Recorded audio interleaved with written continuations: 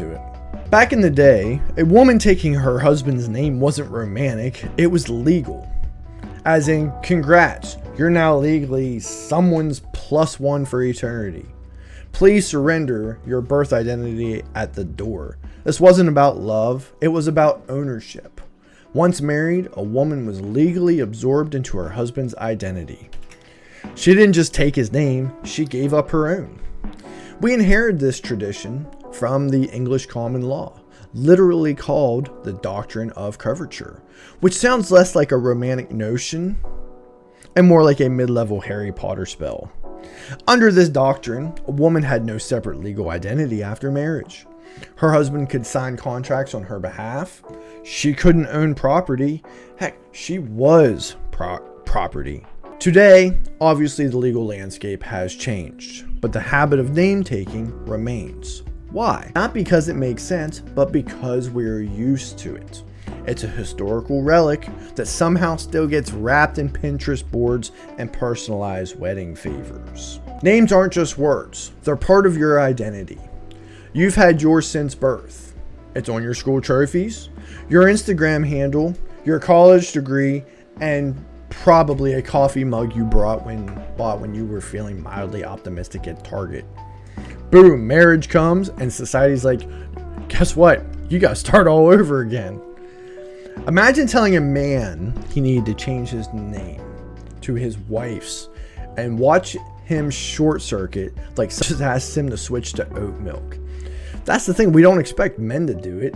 Deep down, we still treat men's identity as the default, as to the woman's as the changeable part.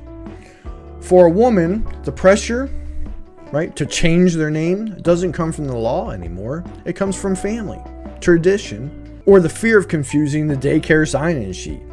But the cost is real. You're not just updating your driver's license. You're being asked to make your entire public identity subordinate to your relationship status. The good news, this isn't 1952, right? More women today are keeping their names, or at least considering options like hyphenation, creating a new shared name, or choosing whichever name sounds coolest. According to recent surveys, about 20 to 30% of US women now keep their name after marriage. And that number is rising, especially among millennials and Gen Z. The pressure still exists though, socially and culturally. A woman keeping her name can still be seen as making a statement, while a man keeping his is just being alive. It is a double standard. And the funny part, it's not even efficient. Changing your name legally is a bureaucratic nightmare. You have to make a DMV appointment. You're sitting on hold with Social Security. You're updating every login from your airline miles to your library card. You basically need a project manager just to rebrand yourself. This one always pops up like a checkmate, but don't you want to have the same last name as your kids?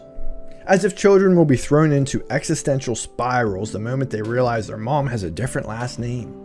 Spoiler alert, they won't. Kids are remarkably resilient, especially when raised in a home where identity and autonomy are respected. Also, let's flip it. Why don't we ever ask Dad if he wants to match the kid's name? If it really matters that much, why isn't he taking her name? Or hyphenating? Or here's a thought, letting the kid choose later. This argument isn't about logic, it's about keeping women in the traditional lane under the illusion of family unity.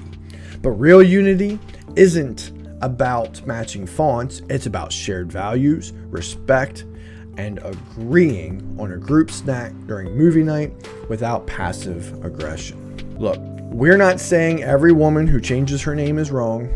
That's not the vibe. What we're saying is, choice only means something when all options are socially valid. If keeping your name gets you side eyes or guilt tripped by Aunt Karen, then it's not really a choice, it's a performance. Real empowerment means stepping back and asking, is this decision about what I want or about what I'm afraid to challenge? The moment we stop treating name changing as automatic, we make space for actual decision making. That's the goal, not a rule, not a demand, just room to choose without fear. And if we're building on marriage, on equality, trust, and mutual respect, then that should include respecting each other's identities. Your name's not a placeholder. It's a history, a brand, a vibe. Keep it, change it, hyphenate it. Just make sure it's your call. And that is the Bargain Brand Wellness View.